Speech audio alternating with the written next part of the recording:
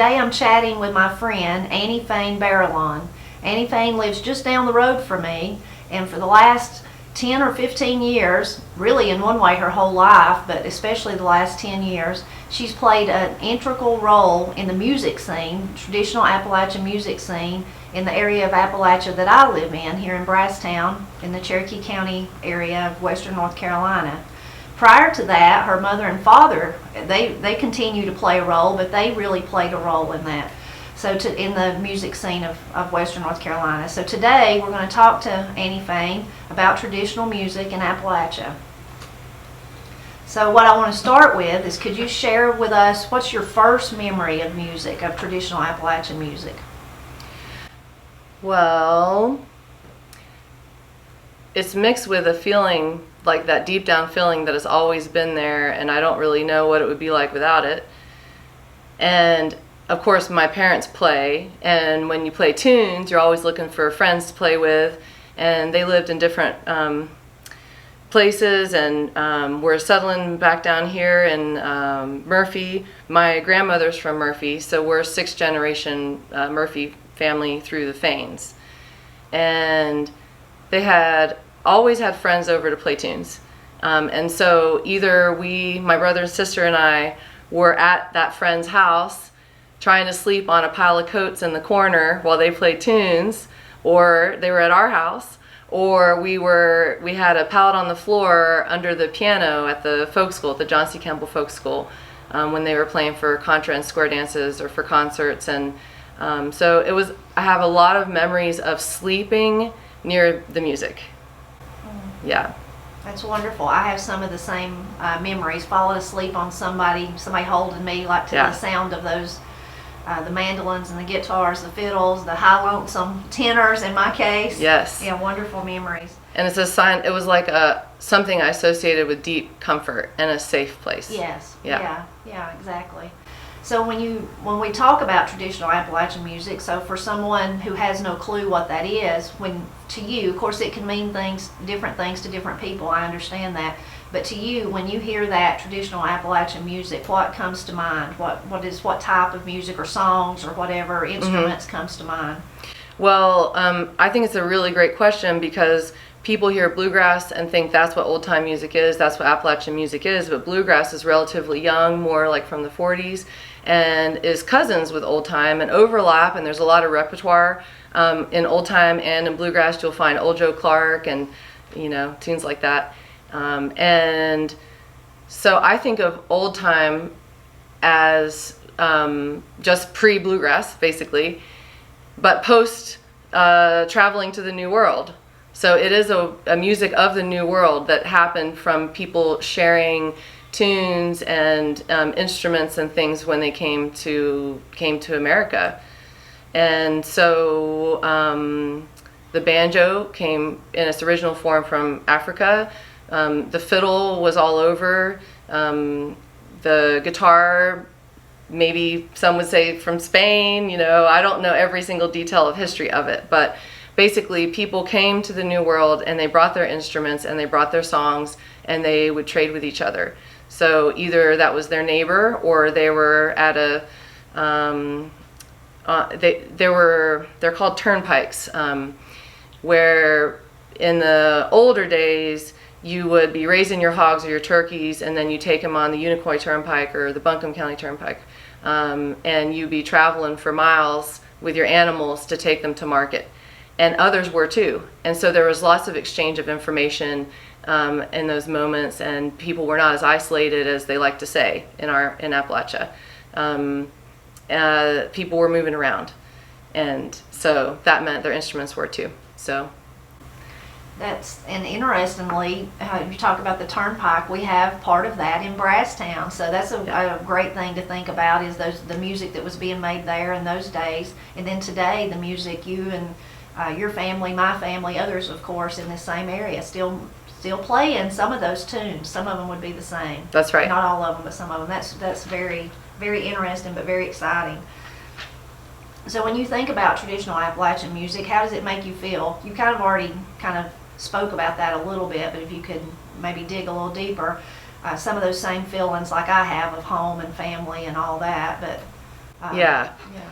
Well, it's true. The first thoughts are our home and family and a comfort feeling.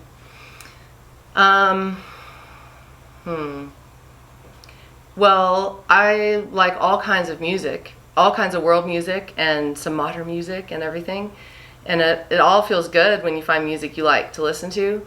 But if you hear a really good old-time fiddler playing, or a square dance caller calling, and or the banjo, and it has that older sound, it just feels different. It just feels deeper, and it feels really, really good. And I can't ever imagine not doing it. You know, I just, it's a lot of it has to do with togetherness, family, friends, new people. It's a great way to be together if you don't speak the same language. I took my banjo to France, where I met my husband, and it's all because of the banjo that I'm with him. And so be careful if you pick up a banjo. You never know what's going to happen next.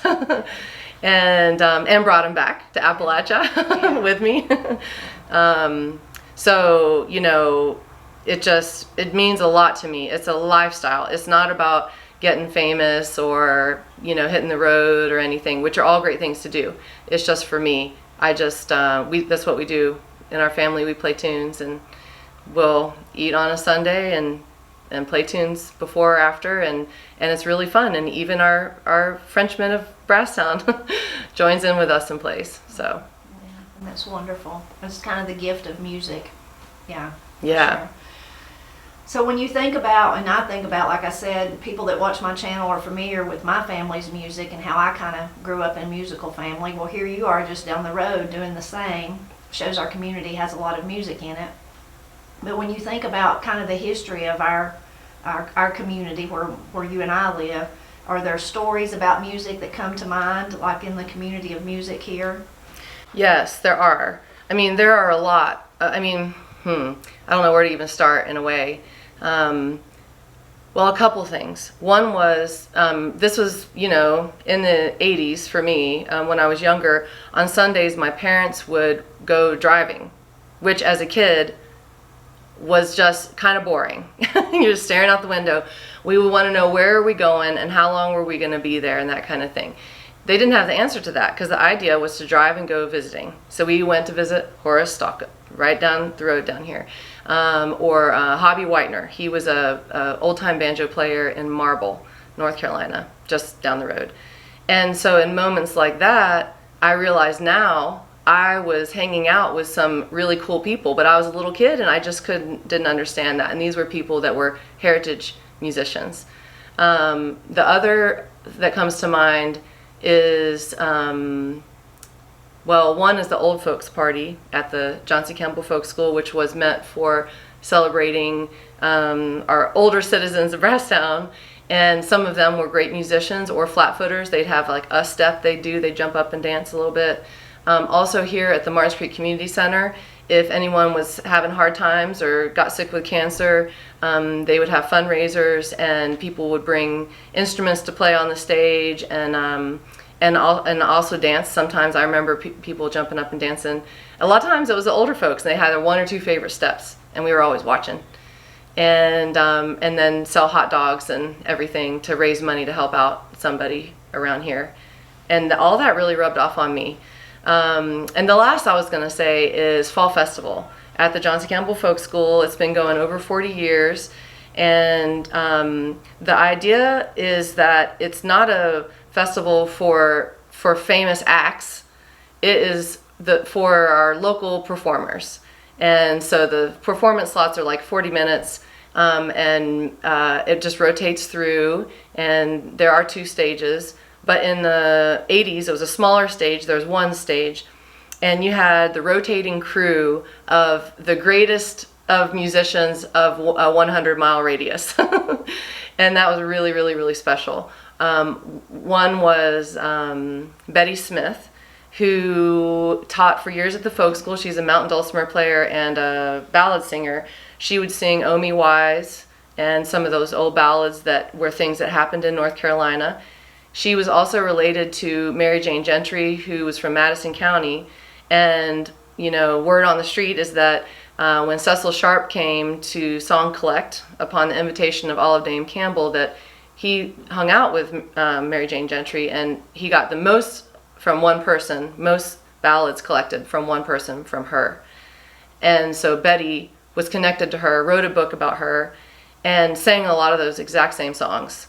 And I remember as a small child sitting on the hay bale listening to her, and you know, not every young kid likes this stuff.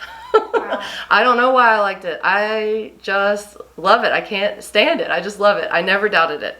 It didn't mean I played banjo from 3 or 5 years old. I just knew I loved it, you know, and one day, you know, the instrument landed. I was probably 15 at the time, but and then one other memory that's really strong to me is hearing the Wilson brothers sing. I loved it. I would look at the schedule of performers and I would just go find them. I would sit there from youth to teenagerdom.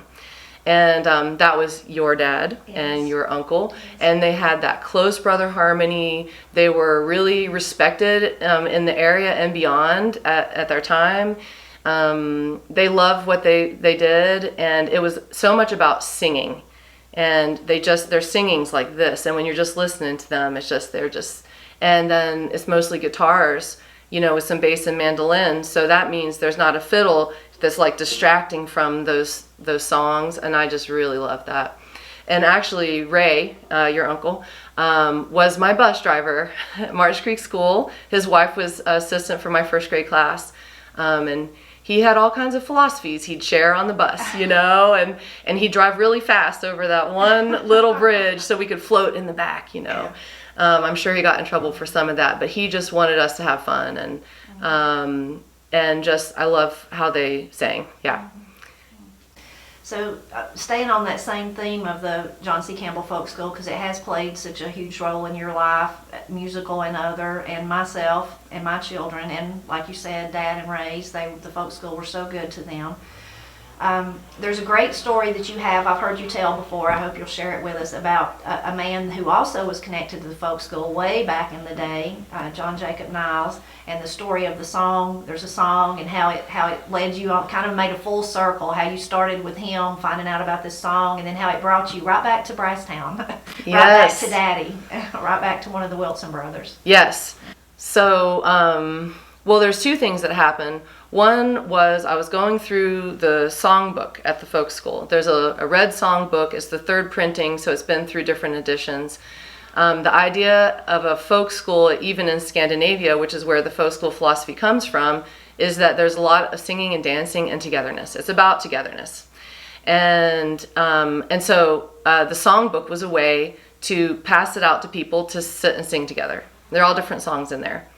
And I came upon one called Twilight is Stealing. And I don't really read music. I'm more of a by gut, by ear musical learner. And I hadn't heard that one. I asked my parents and they didn't know how it went. And so I kind of tapped it out on the piano real slowly, following those notes. And then I thought, well, I can... There's this thing called YouTube. And so I Googled it on YouTube, and lo and behold, up comes Paul Wilson, basically your brother and your dad singing it, Paul and Jerry. And I was like, oh my gosh, this is so fun. Number one, I found a version that I could really learn this tune from, the song. Number two, I know them, right? And Mr. Wilson is the principal of the school where my boys go. And so one day in the pickup line or something, I picked up the boys, and you have the whole like principal, like, hey, how are you doing? Hey, how are you doing? And then I'm like, wait, I got to ask you about this song. And I just saw you guys doing this on YouTube. And he's like, yes. So we got to geek out about it. And then I also talked to Bob Dulcimer about it. And he said that it was also, you can find it in the old shape notebooks. And that it got kind of modified to be able to be just more like a sing-along in that. So I can sing it if you want me to. I would love for you to. And I do want to give credit to the version. Is a mix of the folk school songbook and to Jerry and Paul Wilson singing it.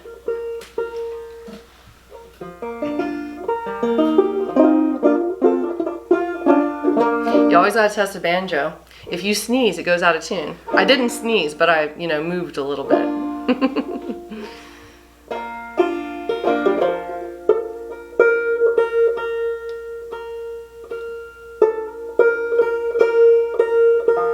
Oh, close enough for for banjo.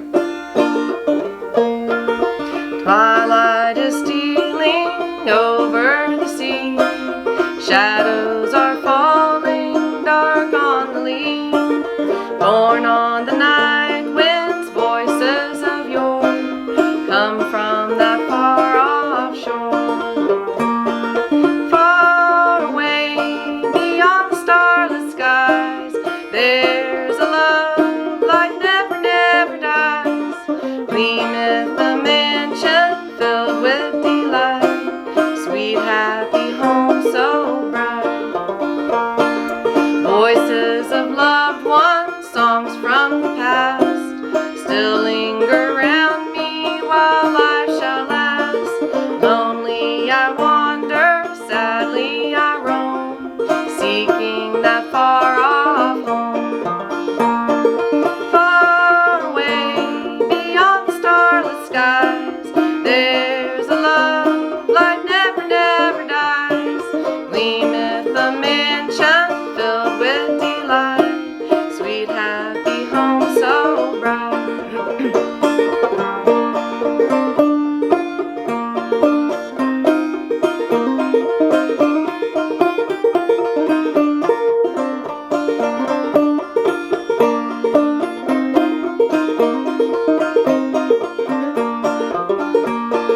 Come in the twilight, come to me, bringing some message over the sea, cheering my pathway while here I roam, seeking that far off home. Far away beyond the starless skies, there's a love like never, never dies. Gleameth the mansion filled with delight, sweet happy home so bright. Far away beyond the starless skies, there's a love like never, never dies. Gleameth the mansion filled with delight, sweet happy home so bright.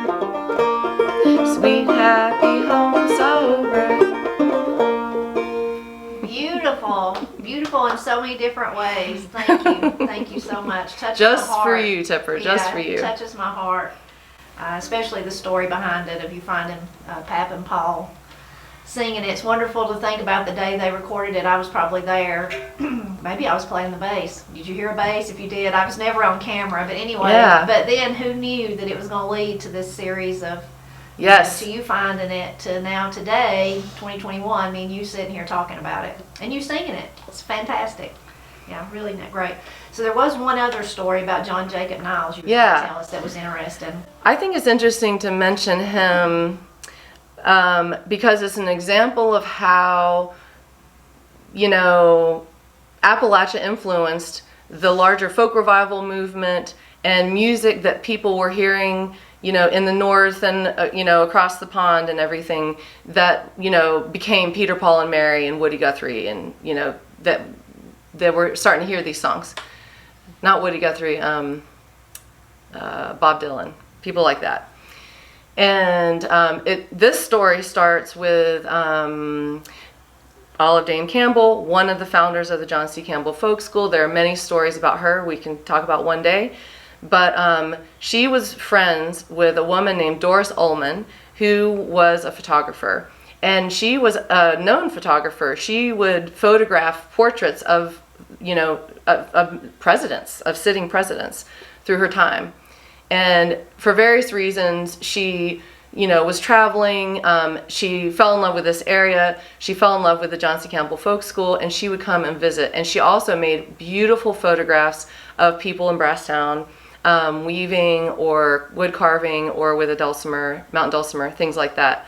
Her health wasn't that great, and maybe she was kind of in love with also, there's always a little romance behind these stories, right? With a guy named John Jacob Niles. And he would travel with her and help her carry her equipment and help with things, etc., etc. And so he came with her here a few times. And if I remember correctly, they were staying in Murphy at the Regal Hotel, which was on the corner of downtown right there on the square. And they would come to the folk school a lot and visit with Olive, who they thought was a very sweet person, and very hospitable, and they loved the idea of what was happening there, and that there was music and dance and traditional craft, and of course Doris would take pictures and things. And one day, the story goes, John Jacob Niles was on the square in downtown Murphy, and there used to be a fountain there, and then also a little, like a patch of green, and there was a traveling preacher family who would, go spread the gospel, and they had a family of kids and a truck and everything, and they were there to talk to anybody who'd listen, but they'd been there a little too long, and the mayor's like, you got to move along. This is not like a camping out spot. They had a line where they were drying their clothes in the middle of downtown Murphy, but they didn't have the money for the gas to go.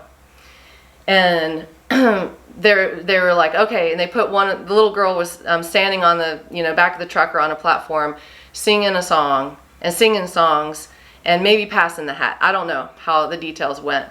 And John Jacob Niles, who was both a creator of songs and a collector of songs, was like, oh my gosh, that is so beautiful. Oh my gosh, what is that? And he would like pay her a quarter to keep going and to keep singing.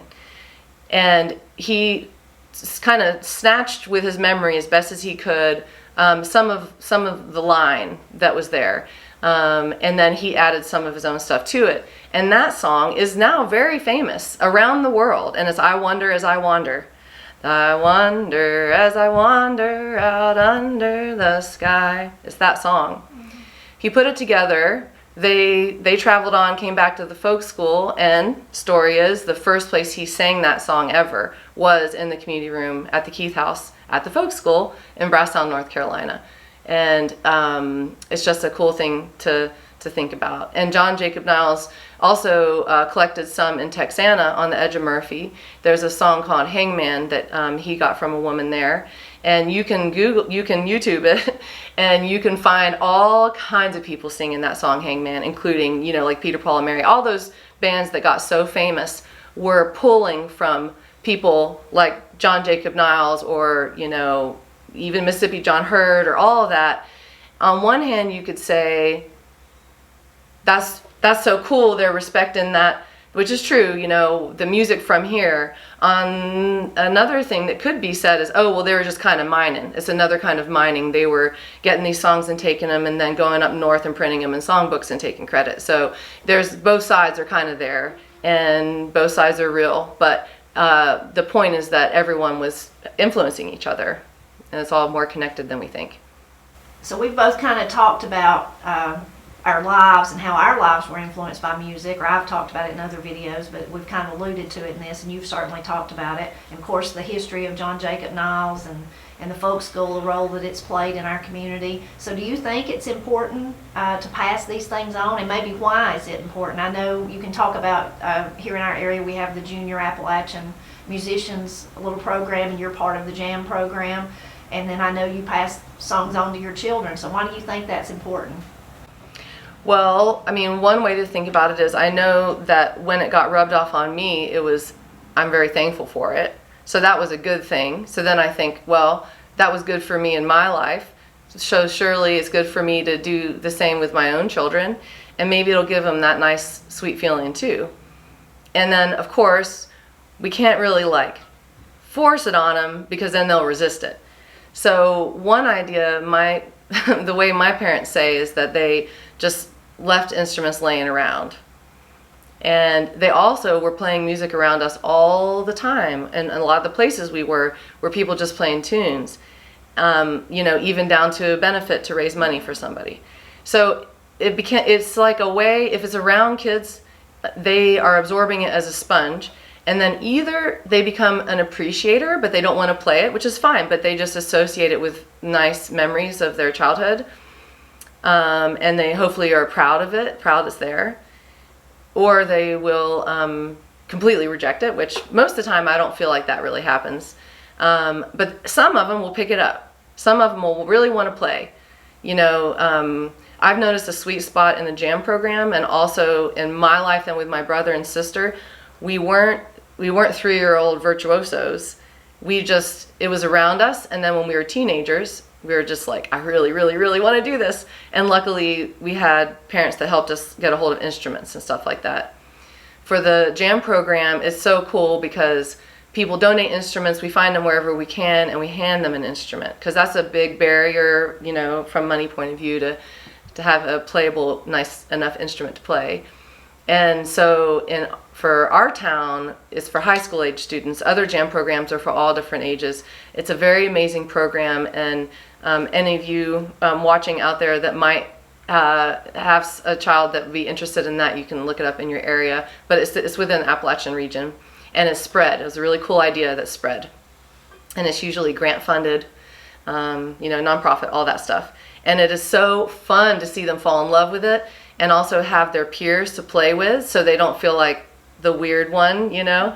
I didn't have that as a kid. I was more kind of the weird one, but I wanted to play so bad that, you know, it was okay. But I played basketball too, so it balanced it out, right? So they didn't think I was too weird. No, I'm joking. But I did play basketball. Anyway, with my own kids, one way that we've kind of folded it in is, besides them being around it, is the songs we sing to them at night time. Well, I was going to say one more thing. They have it on both sides. So they have also this whole, you know, the French side of the family in France. And it's kind of cool. And I think one reason my husband and I bonded is we love traditional music. So they all play traditional French music. So accordions and things. And then we're over here, our whole family are playing, you know, old time Appalachian music. And so for our two little boys, they are seriously surrounded. You know, they've got many uncles and aunts and grandparents and so many people. So who knows what's going to happen. I hope it rubs off, fingers crossed. So the nighttime's a nice time to like sneak it into a child's life, because they are feeling sweet and tired. We all remember lullabies that were sung to us. It's a really sweet time in the day.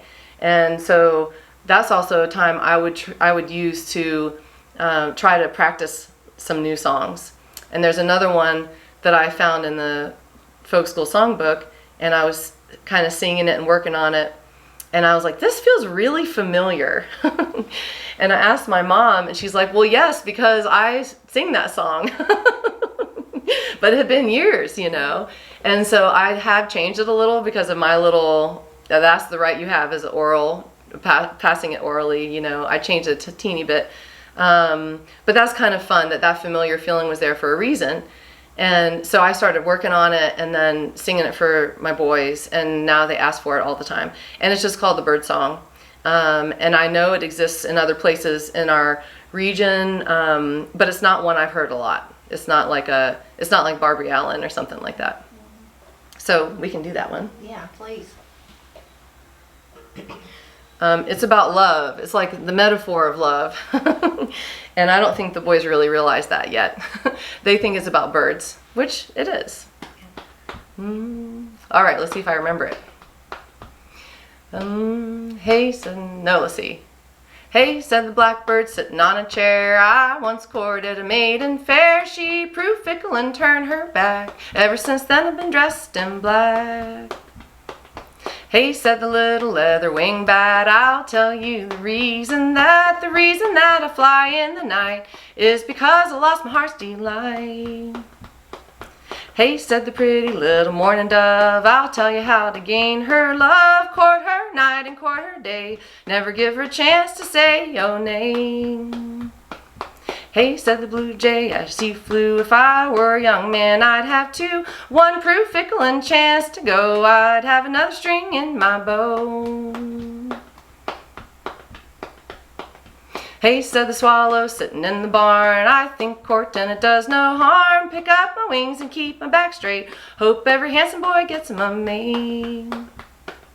Hey, said a robin with a little squirm, I wish I had me a big fat worm. Take it home to my nest where I've got a wife I love the best. Take it home to my nest where I've got a wife I love the best. Awesome. I can see why they like it. Yeah, it's great. I love it. That's one that I've never heard until I heard you sing it at John C. Campbell Folk School. So that's one that definitely needs to be brought back into the regular lineup for people. Yes, yeah, I it's agree. It's a great one. Yeah, definitely.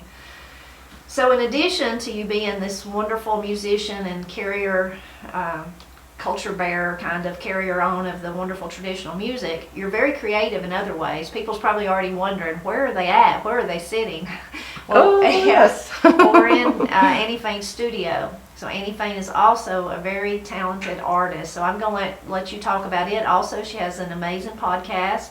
So why don't you tell us a little bit about that and where people can find you? And I will put all this information as well in the description below, so with links, so it'll be easy for you to find Annie Fain. But will you tell us about that? Yeah. Well, music, dance, and art has always been my triad. I have to do all three. I feel lost if I don't. So I've accepted it. And so we've done some of the music stuff today. And for dance, I really love teaching clogging and been some of the balfolk, which is some of the traditional French dance from where my husband comes from, and all kinds of other stuff, you know. It's so fun. And then third is art. Can't help it, gotta do it. So I do hand-bound books, and that kind of led me into, you know, sort of mixed media stuff, and then I kind of rediscovered drawing and painting in 2007, and I've been doing it ever since. So I aim to paint about 12 paintings a year so I can do a calendar, and I come out with giclée prints and gift cards, and it's been so fun. It's so fun. I try not to think too hard about it. I'm using watercolor and gouache, and I'm always pulling from botanical and animal and like the stars in the sky and that kind of feeling that you talk about, Tipper, when you're watching the creek or you're taking a nighttime walk, that kind of stuff. And that's something else that just feels like really nice and sweet to me and comforting and everything.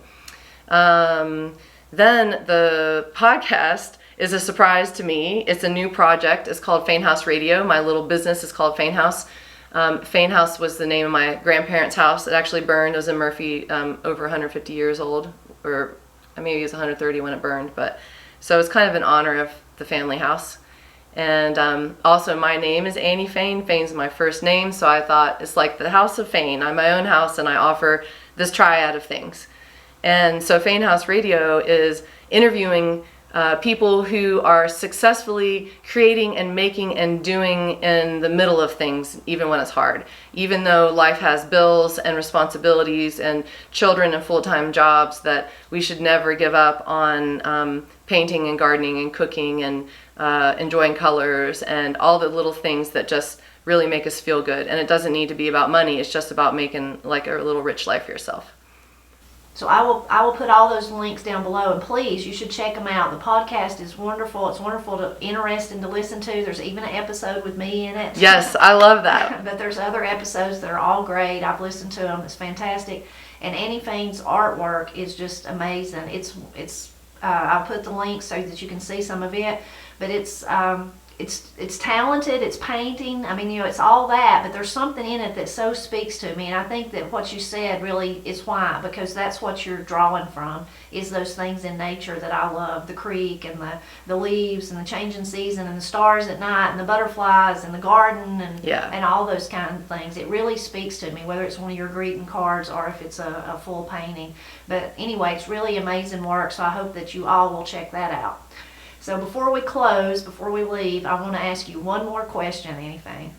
When you think about Appalachia as a whole, the culture and all the things, your life in Appalachia, all those things, what do you think's worth celebrating about Appalachia? Well, of course, I mean, I think everything, but that's too broad of an answer. I think it's a great place to be. And of course, there are so many great places to be on the whole planet, right? I think I would say, even though it might seem obvious because of the things we were just talking about, but celebrating the music and the dance of our area is totally worth doing. What's interesting about that, though, is there's not really a line. So you can find old-time music in Kansas, and there's in Cajun country in Texas and Missouri fiddling and Oregon fiddling. So in a way, it comes down to appreciating the traditional music and dance of maybe everywhere, you know. And within our area, you know, I don't think we have to worry about this traditional music and dance dying. It's really caught on. It's really fun. there are really hot square dance scenes in Portland, Oregon, and places like that. There's a lot of bluegrass, and you can find old-time and bluegrass banjo players in Japan, and in France, where I met my husband, they have a old-time music gathering every year to celebrate old country music and the Carter family and old-time fiddle playing and that kind of thing. So I think but it's also a great way to share. So even if you don't speak the same language, or maybe you don't agree on other things in life, you at least could sit down and play some tunes together, and it's really fun. And even if you aren't a musician, go be around them, go hang out. They need you. They need listeners too, you know. So I would say music and dance.